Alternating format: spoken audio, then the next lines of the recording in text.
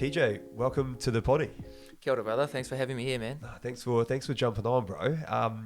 Absolutely stoked to have you on the podcast. I know you're a local Porirua boy, same as myself.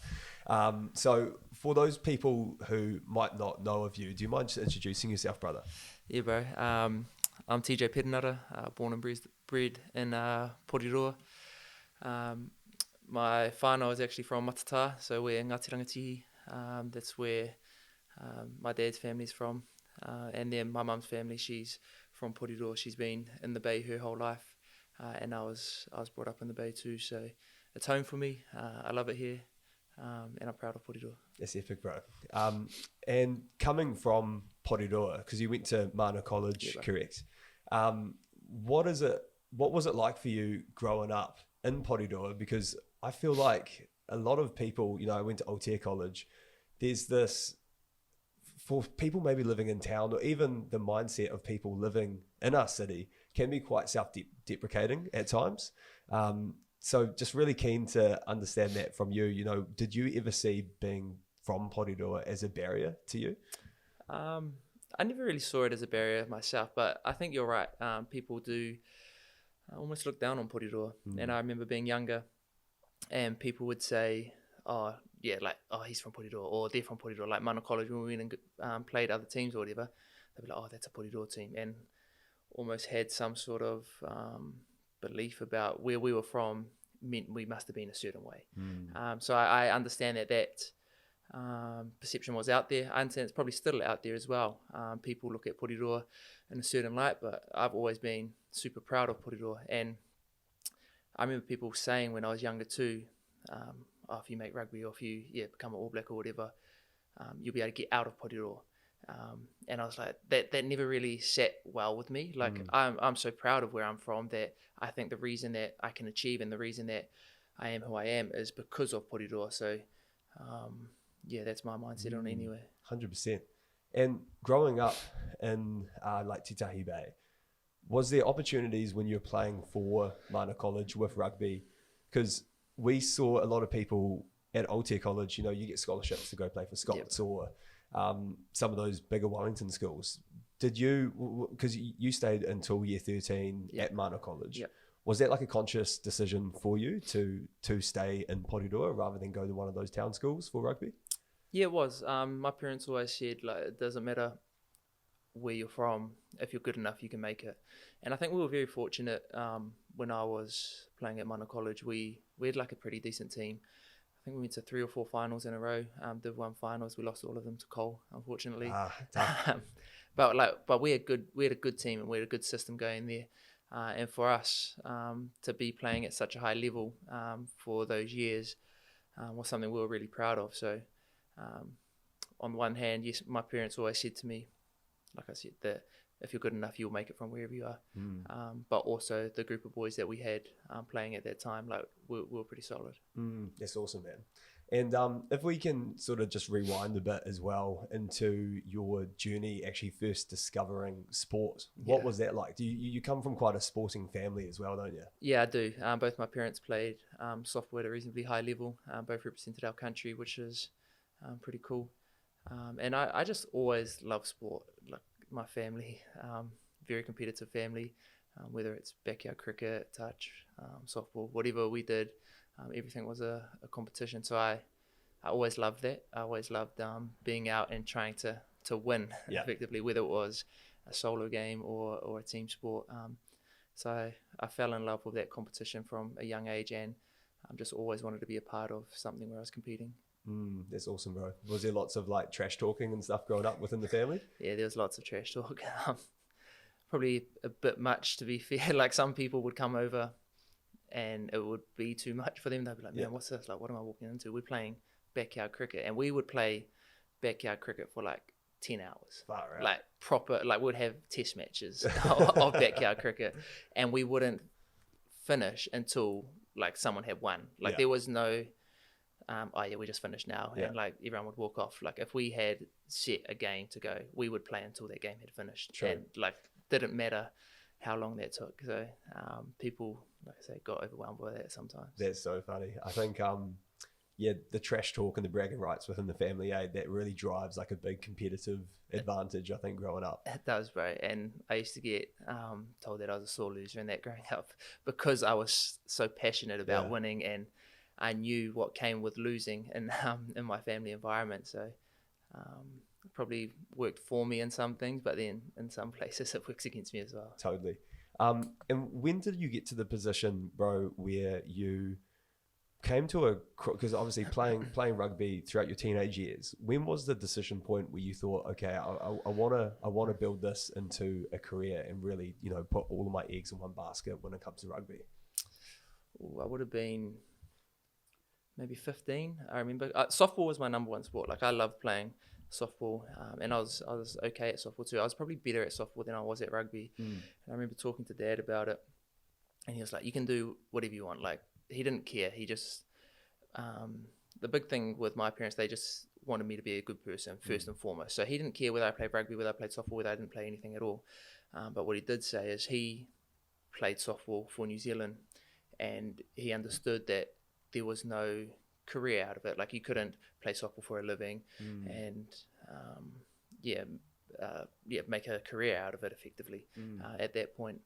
But with rugby you could. So for me, I wanted to play sport for a living. I love competing, like I've already said, and rugby was something that could provide that for me. So around that age, when I was okay at both of those sports, I really started to commit to rugby. One of my best mates, Terence Hepitema, him and I were very competitive together, but like our training ethics were really high as well. So we both just decided, man, we're going to really give this a go. And we started to see results of like putting in extra work, whether it was in the gym, school work, fitness work, that we were starting to become better than like the players we were playing with. And I think I got addicted to that, like the feeling that I got from like seeing the results that I was putting in on the field, or putting the results that I was putting in from the work that I was putting in off the field, like really having an impact on the field, like that really drove me, and like I wanted that. And even to this day, like that feeling of like, man, if I work harder than these people and I get this reward on the field from it, it's a feeling like no other really for me. And I've heard some other interviews that you've done where when other teams might be playing rugby, or you're waking up really early and that when you're training, other people aren't training. Yeah, bro. Is that a part of your sort of psyche when you are sort of getting, I guess, building up those skills? Is it like, I'm going to be working while you guys aren't, while you're sleeping? Yeah, it is. Like I still live by that today. Well, I try to get up before everyone else so that I can train, because I understand that other people aren't training at those times. And I train by myself a lot too, especially in the off season, not because I want to train by myself, but because I know if I am training by myself, then it's a high likelihood that this other person isn't training. They're not putting in the work that I'm putting in. And when I was younger, like a test match would be on, or a Super Rugby game would be on, and I would go and train at that time, because in my mind, I would think, even though those guys are playing and they're where I want to be now, they're not doing like this training right now. And I felt that as a win, even though that they were in the position that I wanted to be in. I felt it's an opportunity for me to work harder than them, even though that they're playing. And because in my mind, I was like, there's only 23 players or 22 players at that time that are playing at the moment. There's other people in that environment who are just sitting down watching that game. And so I thought to myself, like, yes, those guys are playing, but I can be training well. These guys who are on the bench or are not in the 23 that week, I'm putting in more work than them, which should give me their job one day. That's such an awesome mindset, bro. Do you follow much of like David Goggins? I've read his book. Well, I listened to his audio book, and I've listened to a few podcasts and that of him. So I'm like aware of his stuff, and I'm not like, I don't live and die by his stuff, but I am a fan of his, man. It just reminds me of some like, who's going to carry the boats. Right. He's pretty crazy, some of the stuff that he's done and things that he's achieved. Like he's gone to the highest of highs and the lowest of lows. Bro. And just like, he's just so consistent in what he does, man. It is crazy. He did the, I had a shot doing his Goggins challenge last year. Oh, yeah. So when you run, it's 4 miles, so 6.4K every 4 hours for 48 hours. You did it? Yeah, did last year was a bit of a fundraiser to raise money for this boy called Otis, who has got like stage 4 cancer. Oh, wow. It's awesome, bro. Surgery costs. But yeah, it's, It's rough. It's rough on the body for sure. Yeah, how many or Ks did it end up being? I think it was around 77 Ks. Wow. And yeah, I'm not a runner. That was the most Ks, leading up into training. I never ran 77 Ks like in the year before. Yeah. So it was pretty wild. I felt like I probably supported myself quite well with like good nutrition. Yeah, bro. My partner was there. So when I was running, if it was at like 4 a.m. Or like midnight, she'll be cycling alongside me. Oh, cool. So I feel like if I was doing that by myself with no like support, that's when the demons would sort of creep in. Yeah. But I was surrounded by lots of good people, and the body held up miraculously somehow. Oh, that's awesome. It's funny you say that, like that support that you had and stuff. I don't know why I think this way, but those thoughts that you have, because I feel like everyone has them when you're working hard and I don't know, like you're doing that run and your mind tells you, just stop, bro. Like you've done enough, bro. You've had a really good impact. You've helped this cause. Mm-hmm.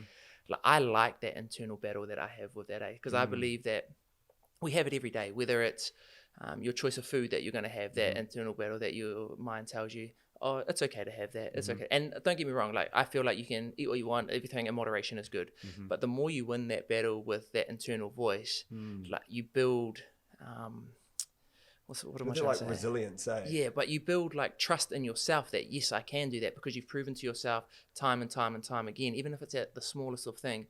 But if you're beating that internal voice constantly every day, and then every week, and then every month, every year, like you've proven to yourself that when that decision needs to be made and it's like an important time, like you've got all of that pedigree of stuff that you've done beforehand to prove to yourself that that's the person that I am. I can do that sort of stuff, 100%, bro.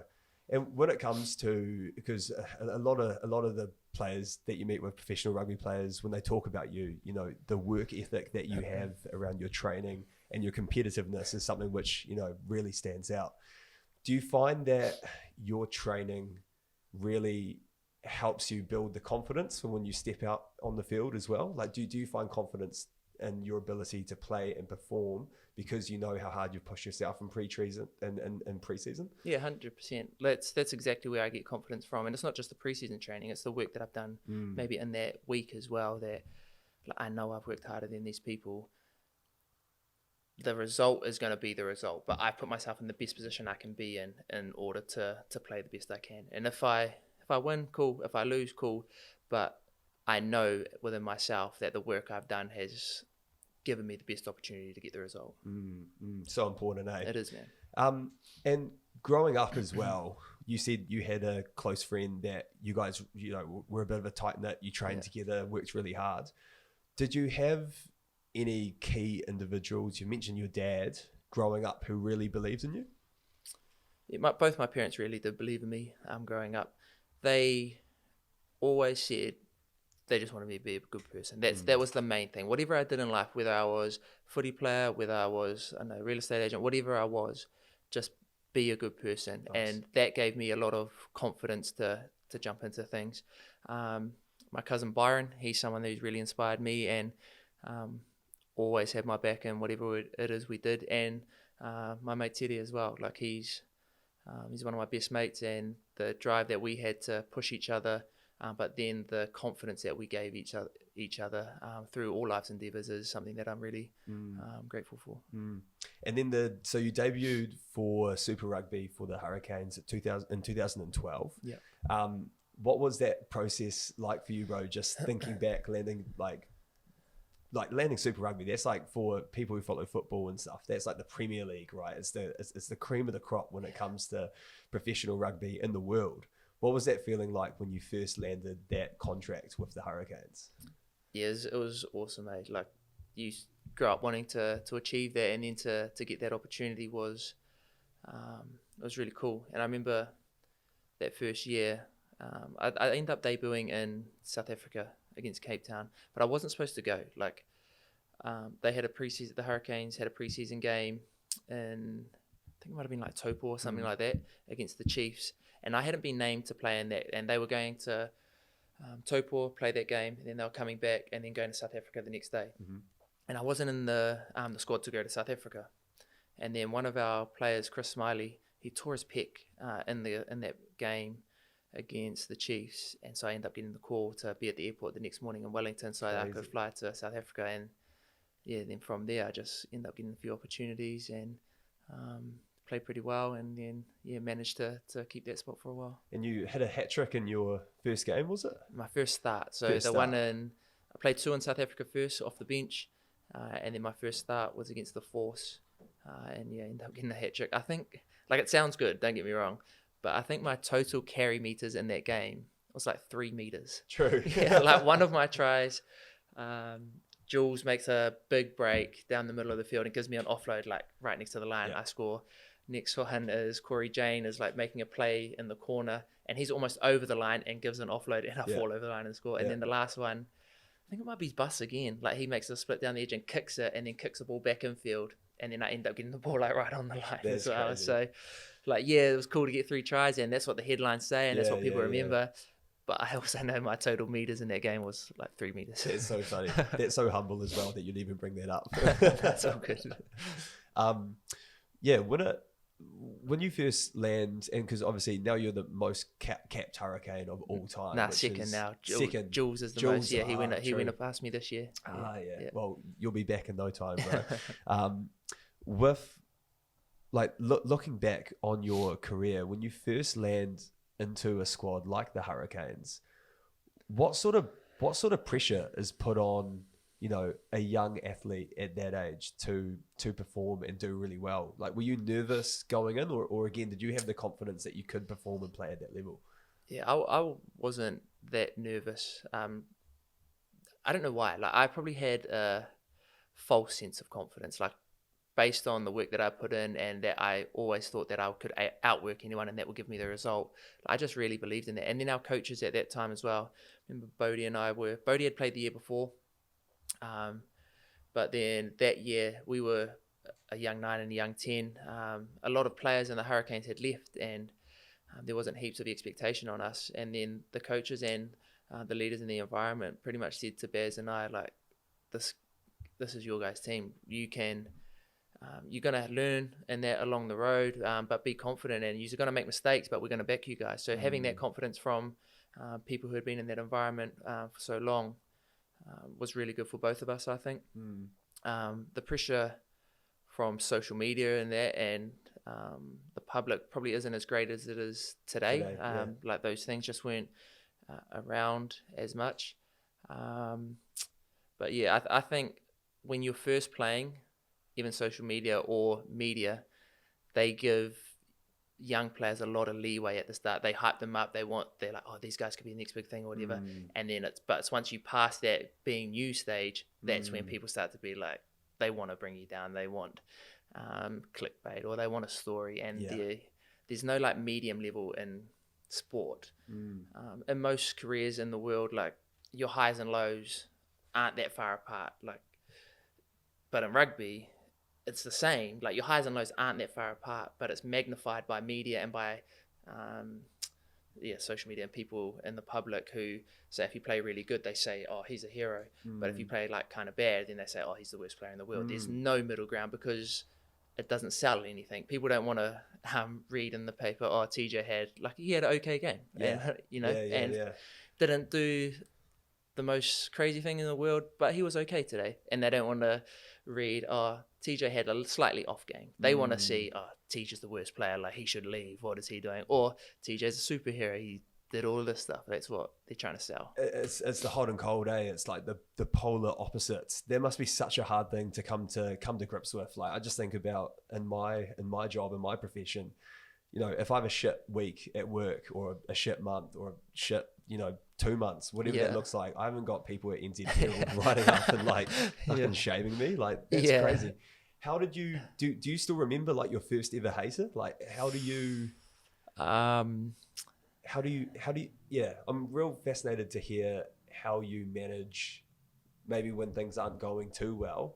And there is, because I think the comments on social media, that's the worst one, I'm lucky enough that when I first came in, social media wasn't a big thing. So like, we didn't have heaps of attacks in that space. And so I wasn't as invested in that then, therefore I'm not as invested in it now. True. But I remember Lemus Wonga, we played at the Lions together. In our first like proper year with the Lions, I think we almost got like relegated, and there's a media story about this young 9 and 10 like never gonna make it, like they're not gonna be anything. There was hype on them coming out of school, but they're not gonna be anything. And I remember that. But I feel for the younger kids today who are coming through, because they've grown up with social media. So they might have even been in those comment sections when they were 13, 14, 15 years old. So that's a life that they're so invested in.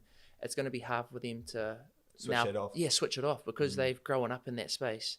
Now that they're professional athletes, like that's part of their psyche. They're used to either commenting on whether it's NBA or Super Rugby or the All Blacks and making their opinion heard there. So they're gonna, like, part of them's gonna be like, man, that's important. Like, that's part of who I am now. That's somewhere where I think opinions are important or whatever. So they're the people that I worry about a little bit more. But we were lucky that we came in sort of on the cusp of that. Yeah, true. I think that makes sense, because Instagram, social media wasn't really popping in 2012. No, it wasn't, man. It was more just media. Yeah. And like, no disrespect to media, because I think they're important.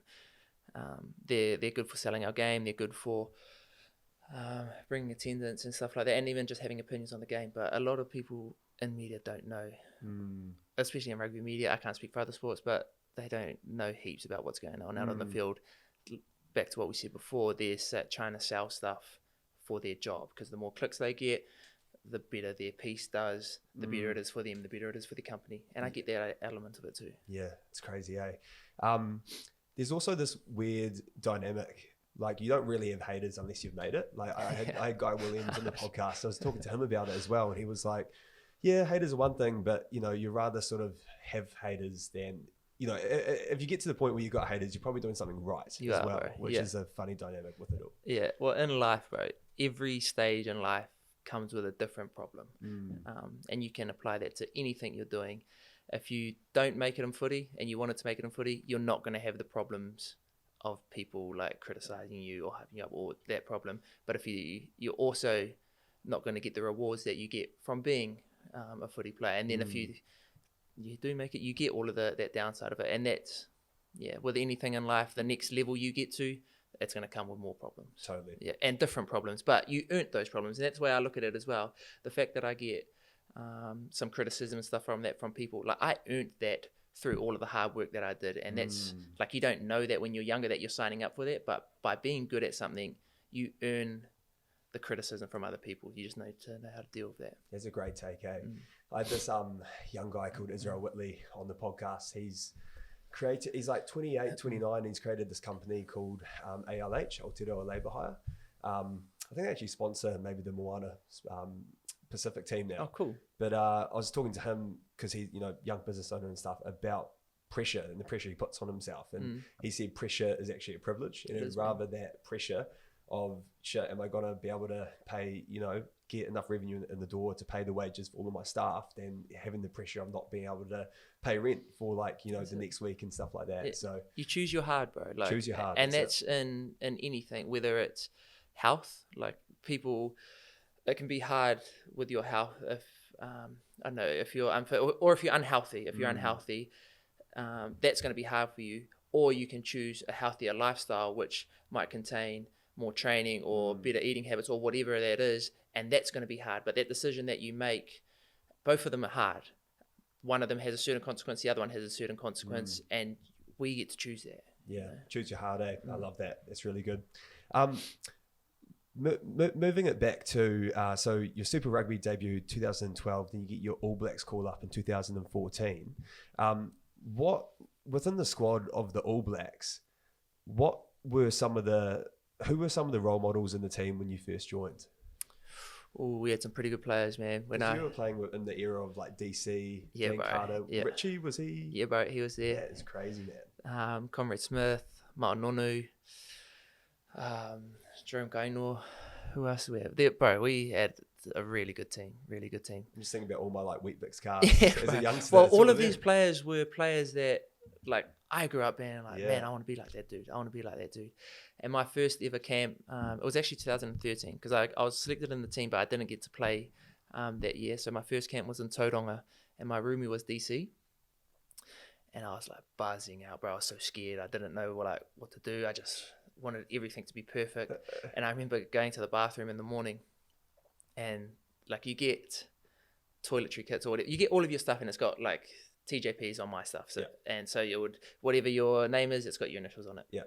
And I went into the bathroom, and DC had like it was a boot bag. So we in footy, we often use our boot bags as our toiletry kit. So it was his boot bag, and it had DC on it.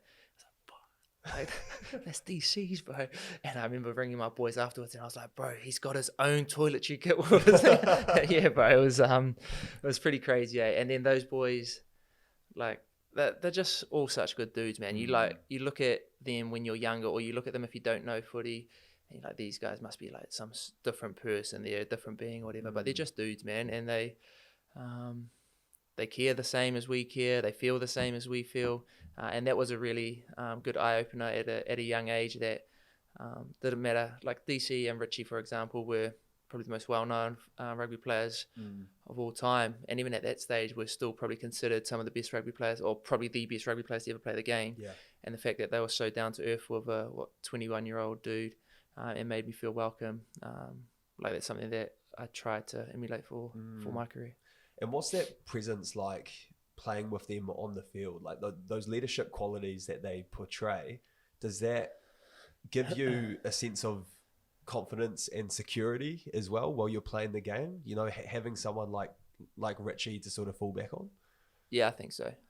That's like, you feel the mistakes, that if I make a mistake, it's okay. Like, we got the bro there. He can do that. And that comes through hard work from him as well, not just his performances on the field, but how he trains every day, how he turns up every day. And I try and take some of that into my environments too, because if there's going to be younger players coming in every year, or new players coming in every year, and now that I've been around a while, like if I'm setting the standard on how you turn up, how you train, how you prepare, that's going to give these players the same confidence as I was given. And it allows those younger players to make mistakes, and it's sweet, like Tej backs me or Jules backs me, and they tell me to go and try these things out on the field, and when I do it well, they support me through it and they cheer for me. When I do it wrong, they're the first ones who got my back and will help me out through it.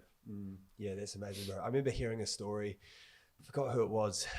It was a forward, and he was talking about a time where he was playing with Richie, and I think he threw a wrong pass, and I think Richie afterwards in the game he sort of put the blame back on himself. He was like, "Don't worry, bro. No, that was my fault." I think I know the story you're talking about. I think it was Jipper, James Parson. He threw a line out wrong. That's the one I'm talking about. He threw a line out, and then Richie went up to him and said, "No, that was my fault. Bad call." And I don't think it was Richie's fault. I think it ended up being Jipper's fault. And then after the game, Richie goes up to him and says, "Oh, like, we'll go through this to help you through it." And that's what a leader does, bro. Like, it's how do I get the people around me to feel as good as they can feel right now, so that we can perform. And then if something does go wrong out on the field, like we take that on our shoulders. We don't let anyone else take that. But then afterwards, it's navigating the conversation to fix that, so that the next time that doesn't happen, and not make the other person feel bad about that.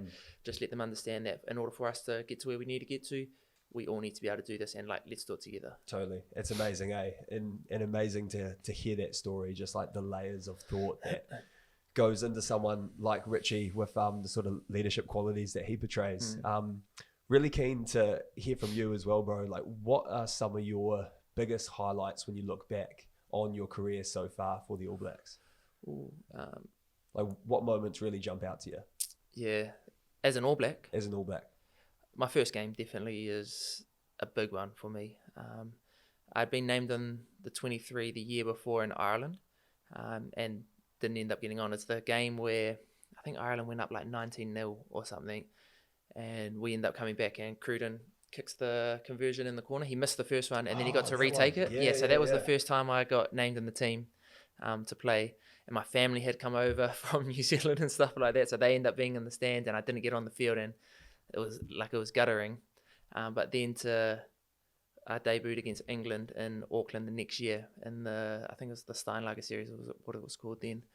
And to do that at home with all my family there, that was a really cool moment. So that's up there. That's probably number one for me. We've had some pretty epic games, and like, we've won a lot of games too. Playing in South Africa is always a cool experience. There's a certain feel about their stadiums, like it's really close to the field and they go like high, and it feels like you're in some sort of how would I describe Coliseum it? almost. Yeah, bro, almost like that, where like you feel trapped. And a lot of the fans do support us, but a lot of them just they love the box too, and they want you to lose, and they're loud and it feels intimidating. And then straight after the game, they're like your best friends because they just love the game of footy. They're like true fanatics for the game of rugby and will do anything while the game's going. And then straight afterwards, they're like supporting you, whether they won or lost. They want to say like congratulations for the game, which is cool. So wow, that's really yeah, cool. games in that over there are really cool. And then that first one was pretty special. Yeah, and what about getting the call up to lead the Haka as well? Like that's got to be one of the biggest privileges there is. Yeah, it is. It is a massive privilege for me to be able to do that, especially leading Kamate, like we're from Porirua, and the Haka developed by Te Rauparaha from Ngāti Toa that's special for me. I know like this isn't my iwi and I'm not my whānau isn't from here, but it's the land and the whenua that I was brought up on, and I feel really attached to it here. So to be able to do that for our people here is something that I hold dear to my heart. That's massive, bro. Were you nervous before leading that Haka? Like what was the thought process? Yeah, I was nervous. I pretty sure the first time I led the Haka was in Argentina. Over there, and like every other Haka that I've been a part of, it's usually quite loud. Like people are loud when you lead the Haka, whether it's in New Zealand or in other parts of the world. But it went silent. Like in Argentina, they're very quiet when you do the Haka, and I was nervous for that, bro. Because when I started getting into it, and then I could only hear our team, I was like, man, this is real, bro. Crazy. Yeah, but it was cool, man. I loved it, man. It's amazing. How does that process work? Like, how do they identify the right person with the right mana, obviously, to lead the Haka? How do they do that? How do they find the right people? I think that identifying people with the right mana and people who have some form of connection to Haka itself. Like being Māori definitely is an important one. I know we've had people who aren't Māori lead the Haka as well, and often they hold like such high level of mana within our environment, and that's why they're chosen to do the Haka or to lead our Haka, sorry. And like being good at it definitely helps too. A few of our kaias in the past have been some awesome kaias, and their level of expertise in that area is massive. And then like we have people who come in and help us with our Haka, and they'll often be like, oh, the bro, he could lead our Haka one day, or this guy, he could lead our Haka one day. So when we're learning our Haka and when people come in, that will be identified early on, and then once you're a part of that group, it's like you start to work your way up, and being in the team for a little bit longer helps as well. Like we've got players in our environment now who I think could be leading the Haka soon. You got Reeks in there who I know he's never led the Haka for the All Blacks, but the way he performs Haka and how he applies himself when he's performing Haka is pretty special, and I think he'll lead the Haka one day too. That's awesome, bro. That's so powerful. And is it the coach that gives you like the little shoulder nod? Like where does that... Nah, it's usually a guy, Matua Derek, he will come in, shoulder tap people, and then our current kaya, so at the moment it's Nuggy in the environment, so he will be a part of that. If he doesn't play, he will be a part of being like, often the captain will be involved in this decision too, but being involved in who he thinks should lead the Haka. And because he's currently leading the Haka, he probably holds the most mana in that decision for who the next person is. Yeah, that makes sense. Yeah, that's really interesting. I've always wondered what the sort of internal process is for that. There's no like set black and white of how it's done. Like there's a lot of conversation that's happened, and then people might have an opinion on who should or who shouldn't, and then that it's just not black and white. It can happen different ways. I was real keen as well, TJ, to get your take on what is it that the All Blacks are doing differently in comparison to other teams in other countries to drive such high performance? What is it like inside the organisation that makes it so world class? Do you think there's if you could like almost identify 2 to 3 things that you've found through your experience as an AB that you think, well, without giving too many secrets away, that really sets the ABs apart to other countries around the world? I think our individuals in the environment is a big one. Like, I think we have some of the best players in the world. So you marry them together, you create a pretty good team. I think like our coaching staffs and our systems that we use are often based around the group we have, and that I think that magnifies the players within that group too. I know some environments in different sports, they have one system, and that's the system. You either fit that or you don't. And sometimes it can feel like that, but often it's creating the best system for this group of players. And if we need to adjust things accordingly to the players that we have, we do that. And I imagine other teams probably do something similar to that as well. But I've found over the last decade that our team has been probably the best at adapting to new laws in the game, new ways of playing the game. And I think you can see over the last couple of games, like, yes, our team got some slack last year, but the way we've adapted and transformed the way we want to play the game, I think it's been pretty impressive. That's awesome. When it comes to like the mindset that you guys have, is there much psychology that gets taught to the players within the All Blacks around, I guess, the psychology of the game, and how to stay really mentally resilient? Is there, do you guys have people within the All Blacks who might be psychologists or people to speak around the mental side of things? Yeah, we do. We have, it's called mental skills. We have like presentations on that every week. We have a group of players and one of our management who's dedicated solely to that part of the game. So we have an attack group, a defensive group, line out, scrum group, and they are like smaller groups that deliver messages back. And then our mental skills group is a big part of it as well, where they'll develop a message for that week, what we might be coming up against, and how we should deal with the struggles that we might face, or what this other team might bring. And a big part of it is like, how do we reset back to this task, like this job at hand? Because in sport, good things happen, bad things happen, but the more consistent you can be, and the more you can just be back onto this task, whatever that may be, whatever has already happened, whatever's going to happen is going to happen. And that's a big part of it, about where we try and drive our focus. And it can be hard because, like anything, that's repetitive, because that's the crux of it. If you can just focus on this job at hand every single time, you're going to give yourself a pretty good chance. Yeah. But how do you deliver that message and shape that message differently so that the consumer isn't just hearing the same thing, and then that becomes tedious, and then you don't want to hear that, and then you lose sight of it. So it's a really important group for us to be able to deliver that message in different ways. Yeah, that's so fascinating. Do you have any like pre-match rituals, bro? Like on match day, what usually goes through from like your morning routine, waking up, to, actually game time? I don't have heaps. I used to only eat the same stuff every single time. True. And then the more I traveled around the world, the more that was hard to do. So I didn't like having a strict set rule of what I needed to do. I think two things that I probably do is, I don't like to spend heaps of time with a lot of people. Like, I'll usually have brunch with my family or breakfast with my family, and then after that, I just want my own time. I don't want to have any commitments to anyone. I don't want to catch up for coffee with people. I just like to chill and do my own stuff, and that can look different what I do with that time, but I like it to be my own time. And then pre-game, I like to listen to J. Cole.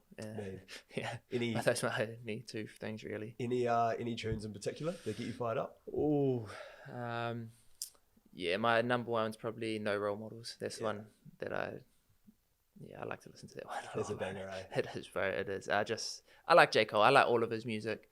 But No Role Models is something that, like, I feel that one, bro. Fuck yeah. Do you have any morning routines at the moment as well? That's something I'm really fascinated about from certain individuals, you know. I think it's becoming a lot more common around people doing like cold plunges and saunas and stuff like that, but just keen to hear if you've got any particular morning routine. Definitely different having kids. Yeah, it is. Well, I'm quite selfish with like parts of my time, especially my routine, because I believe like if I can be selfish and give to myself, then I've got way more to give to everyone else. I can be selfless, and if I'm not doing this stuff for me, I can't be the best father I can be for my daughter, can't be the best husband, can't be the best teammate. So like, I do take the mornings pretty seriously for me. Like yoga is a big one that I do Cool. in the morning. I have yoga in the morning. Knees over toes is something that's in my Yep. morning routine at the moment as well. Well, not now, but when I'm not injured. And then yoga, sauna and cold plunge as well. So like, I'll make sure that I do those things. Even if I don't end up doing a big training session that day, like if I can get that stuff done, I know that I can give more to the people around me. And do you have the setups at home for like the sauna and the cold plunge? No, I don't have that, but we've got it at our training base. So I'll just go in there in the mornings. It's Nice. 15 minutes from home. Nice. And I enjoy that time to get out as well. Like I feel like it's just me. It's almost part of that time where, how I said, when I train by myself and that I enjoy that. I enjoy getting away and I enjoy solitude to do my own stuff. Because it doesn't just make me better on the field, it makes me better as a person too.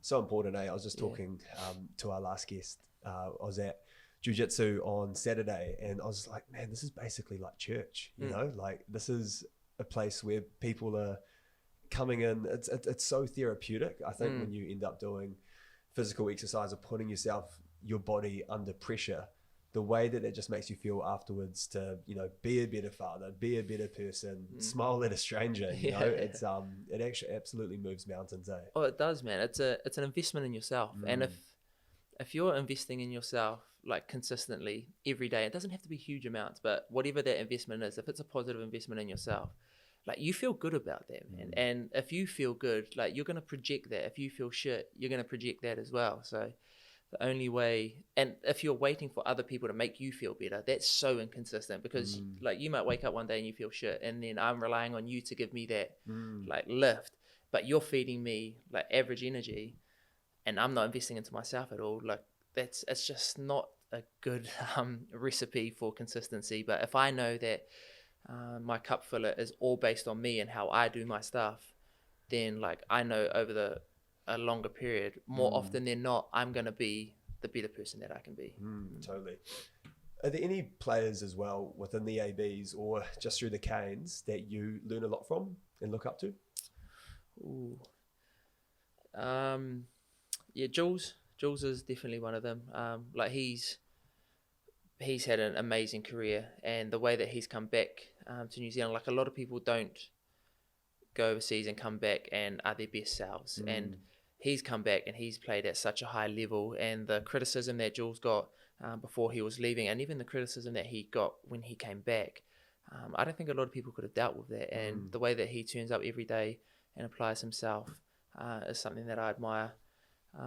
Baz, like I learn a lot from him when we're in the same environment together, the way that he sees the game, the way that he thinks about rugby. The two probably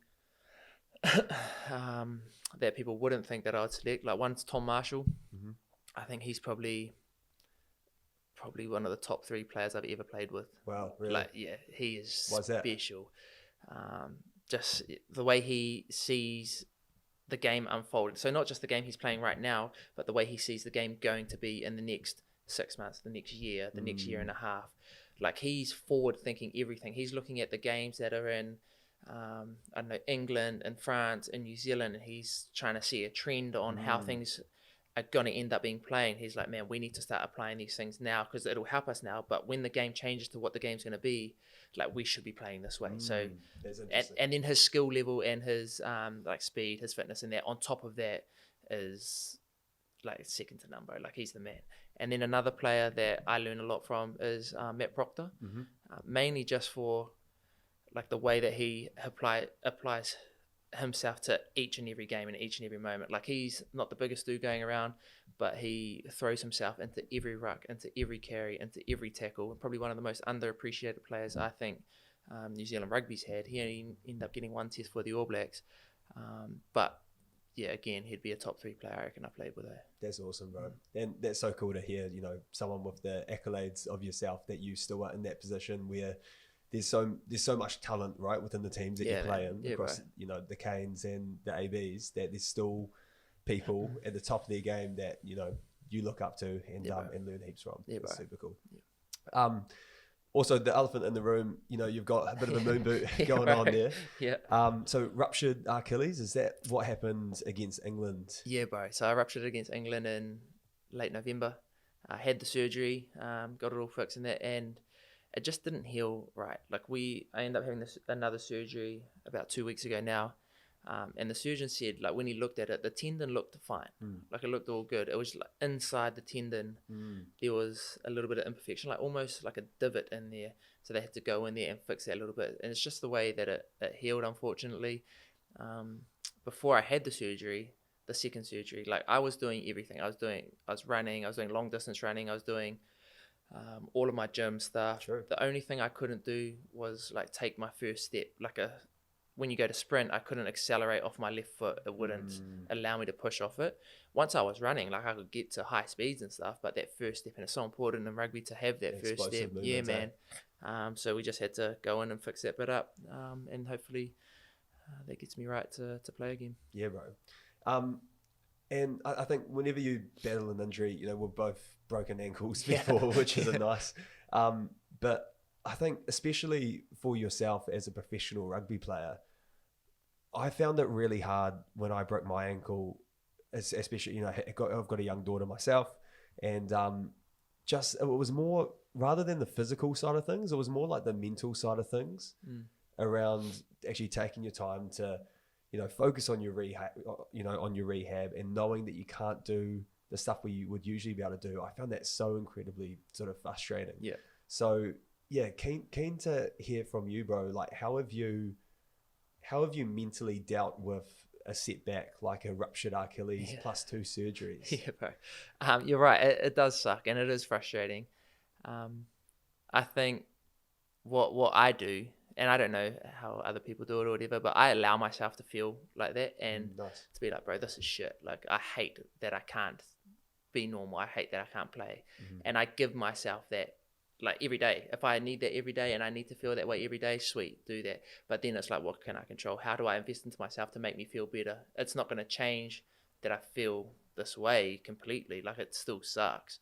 But if I'm doing my morning routine and I'm getting my body moving, and like a couple of my mates and I are thinking about some other things in business as well, if I apply myself to these other places, it doesn't take away that this is shit, but it definitely makes me feel a lot better about all of these other things in my life that I can control and that I can get some good out of and feel good out of those things, that allows me to deal with this thing that's currently shit in my life. That's real nice, bro. And probably more so for you as well, like, you'll probably find yourself with an injury. Maybe this may be how you might have felt like with your ankle, but your identity as a rugby player, right? Yeah. And then now you can't play. It's like, did you maybe perhaps earlier in your career, if you had a setback like this, it's like almost, who am I? Yeah, well, when I broke my ankle in that first year, 2012, I definitely felt like that. Like, it was a lot harder mentally back then than it is now, because I was 20 years old or something like that. 20 years old. I'd played awesome at schoolboy rugby towards the back end of my schoolboy career.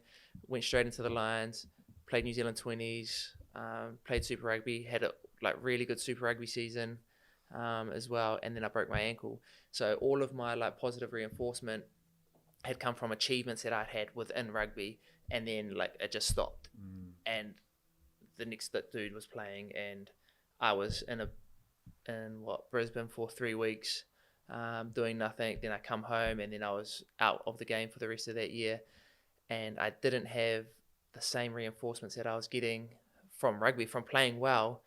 That made me feel good, and I hadn't established anything about who I am really outside of the game, because I invested so much into being a rugby player. So that was harder than it is now. Now I'm a father, I'm a husband.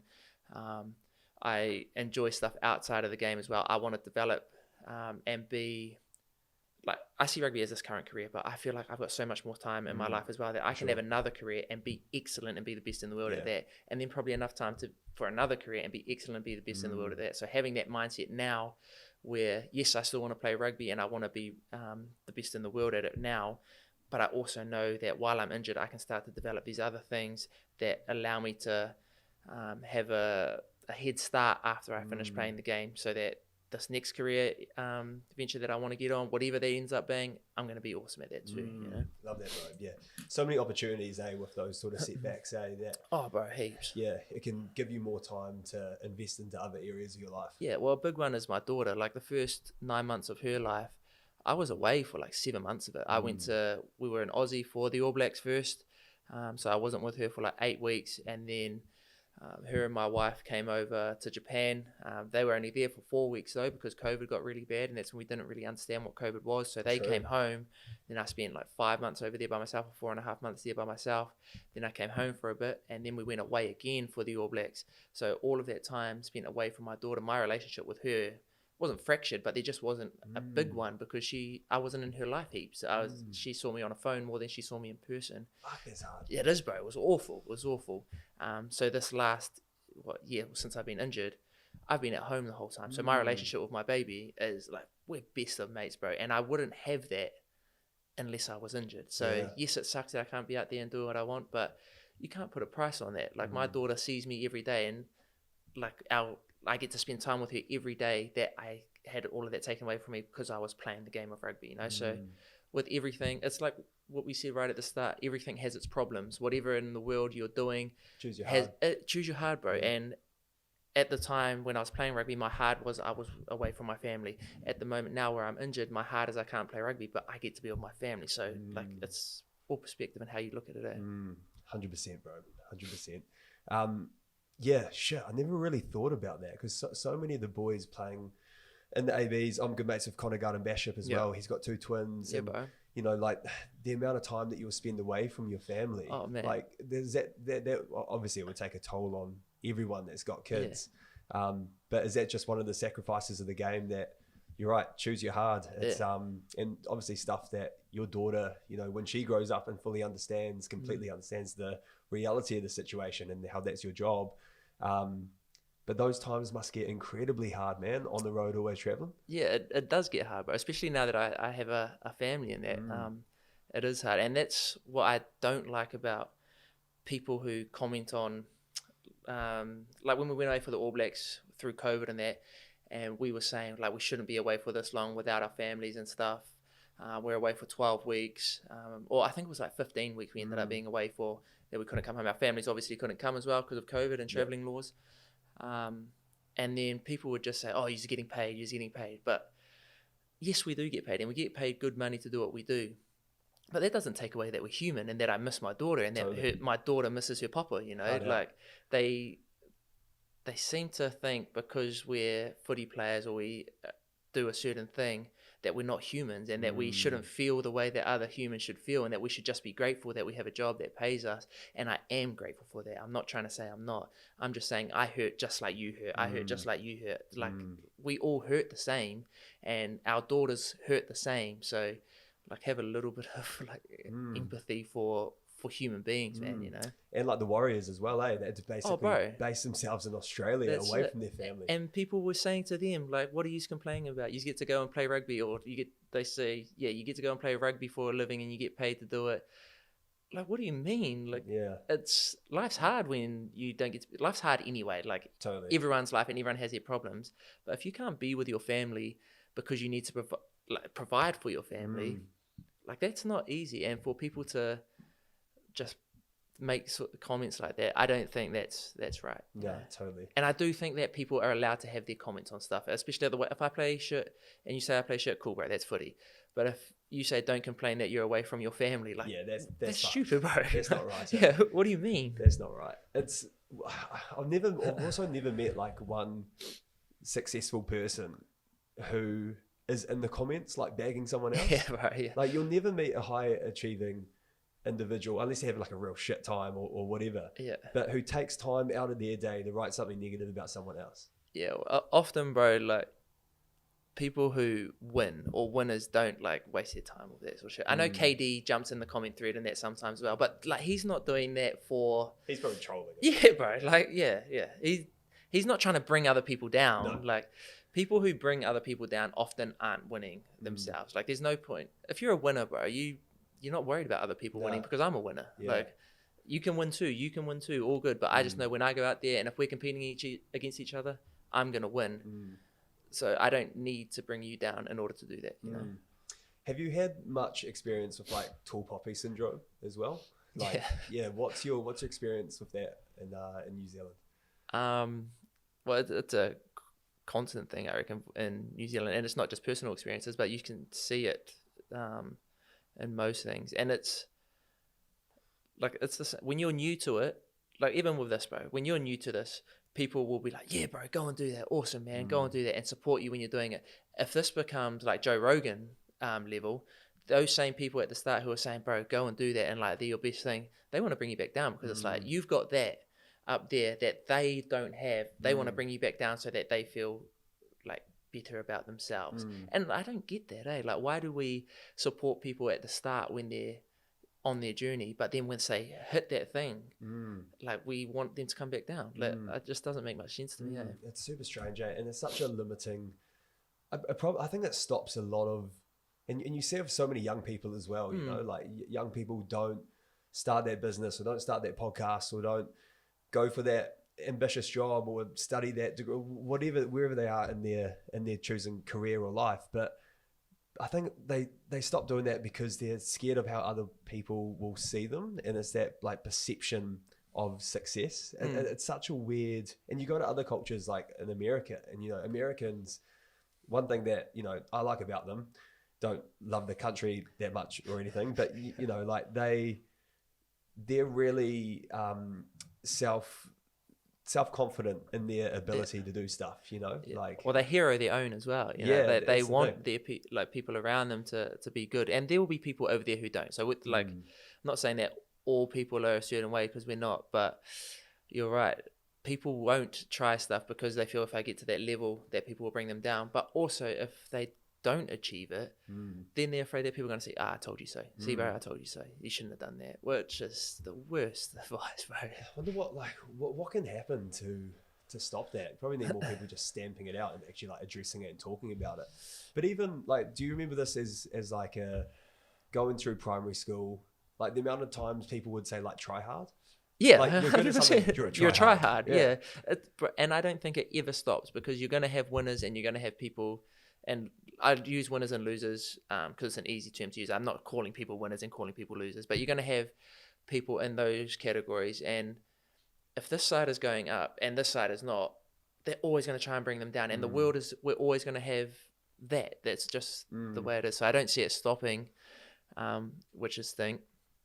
But like, I just want to empower all people in both camps. Like, I don't care what you own. Like just try stuff, man. Try. Totally, bro. Yeah, such a weird saying, trying too hard. Yeah, what do you mean? Yeah. What do you mean? I'm supposed to try hard, aren't I? Yeah. That's weird.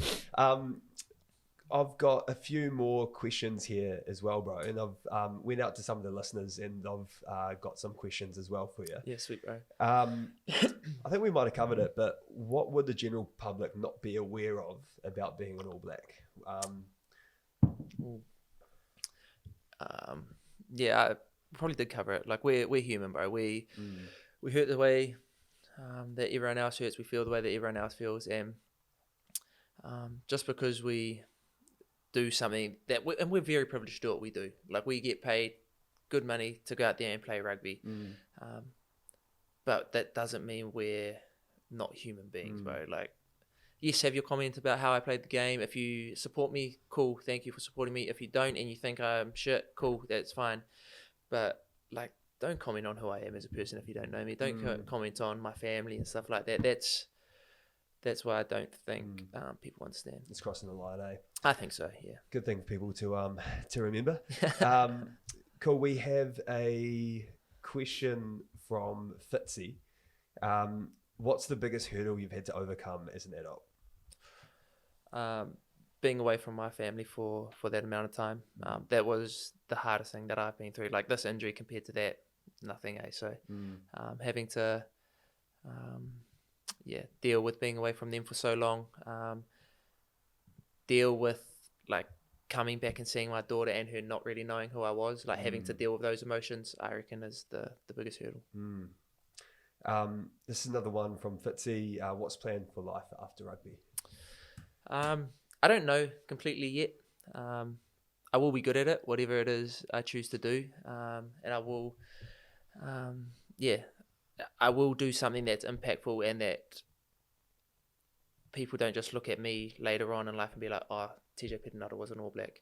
Like, I will be something else and be at such a high level that being an All Black won't define my life. Like, I will be really good at this other thing that I do as well. Yeah. That's me, bro. I like that. Thoughts on Paraplim becoming the dominant Northern Suburb club? Who asked that one? Who was that? Daniel who, bro? Daniel Webster. Sweet. Yeah, it's all good, bro. Like, we're all from Porirua, man. So to see another Porirua team succeed is good for Porirua. Unfortunately, the team couldn't get over the line yesterday. Ori's had an awesome game, and congrats to Ori's for that. But I see a lot of hate again between people from a similar area. Yeah. Yeah, but it is what it is. Before you die, what is one thing you'd like to accomplish? Ooh, one thing I'd like to accomplish. I'd like to run a marathon. A marathon would be cool. I wouldn't mind doing one of those ultra marathons as well. Yeah, that'd be cool. You should jump on the Queenstown Marathon, bro. Got my first one in November. Oh, really? Yeah, awesome, bro. I don't know if I'll be ready for it by then. On the crutches. Yeah, bro. But at some point, bro, I'd love to do something like that. Man, are you much of a runner? I do run a bit. Yeah. I in season, I'll run post game. I do a thing called 10 of the best. So I always run 10Ks after a game, and then in the off season, 10K after a game. Yeah, after a game. I enjoy it. Wow. Yeah. I like it for three reasons probably. The reason that I feel like someone else isn't doing it. 2, it's good for my conditioning base. And 3, like running for my mind is really good, bro. You get to a point where it's hard and you're fighting through it. You're having that internal dialogue with yourself, and you beat that person is good for you as well. And then you get to like this place of like nothing. So you're tired, but you fought through that, and then you're just not thinking, bro. It's good, man. I was following Ned Brockman. Don't know if you heard of him.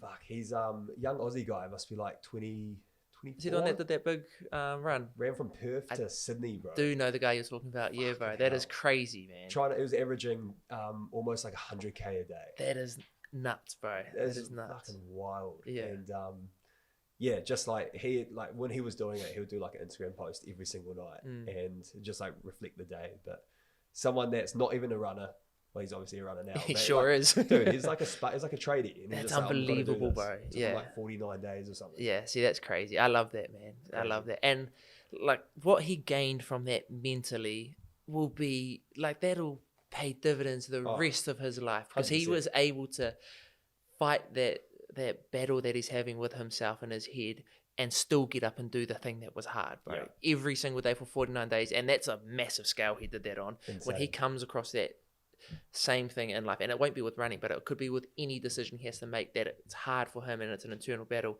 he will win that more often than not, bro. 100%. Cool, we'll move to some quick fire questions. Okay. But before we go, where can people stay in touch with you and your mahi, bro? Just my Instagram or on TikTok, bro, is where I do most of my stuff. We'll be launching a website and some new TikToks and Instagrams in the future for our business that we're sort of starting to start now. So just, keep tabs on that. Man, yeah, we'll chuck some links in the description, whether you're listening or watching this potty. TJ, what brings you true happiness? My family brings me true happiness. When I can spend time with them, bro, it's the best. Advice you wish you knew about when you were younger? Oh, understand money. Understand money. Like we don't get taught about that at a young age. Where I don't know about you. Sorry, this is quick fire. But when you were young, or when I was young, speaking about money was like, oh no, don't ask people how much they earn. Don't ask people what they do with their money. So we never were taught financial literacy, which is something that I wish I was taught when I was younger. Hard out, bro. It's so true, and it's funny. I was having this yarn with my mate the other day.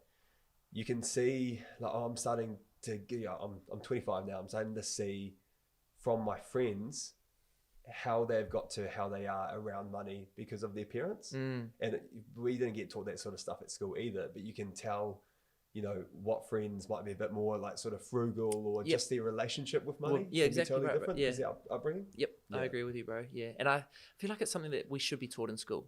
Everyone should understand 100%. How money works and what money is. Like, it's not just this thing you use to buy stuff.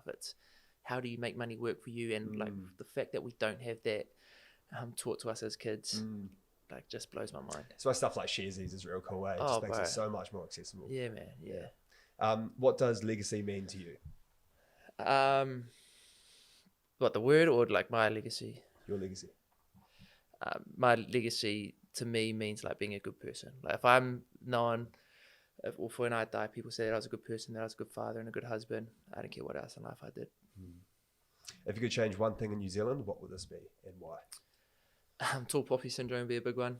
Yeah, and the reason I would change that is because like everyone can win. There's enough out there for all of us. So like I don't need to bring someone down in order for me to win. You don't need to bring someone down in order for you to win. Like we can all win, bro. What do you believe is the main thing that's holding back young people in New Zealand? Other people's opinions. Nice. Like they're caring too much about that. Cool. And we'll wrap up with a bit of a quote from the GOAT, Michael Jordan. I've missed more than 9,000 shots in my career. I've lost almost 300 games. 26 times I've been trusted to take the game-winning shot and missed. I've failed over and over and over again in my life. And that is why I succeed. TJ, thank you, brother. Thank you, brother.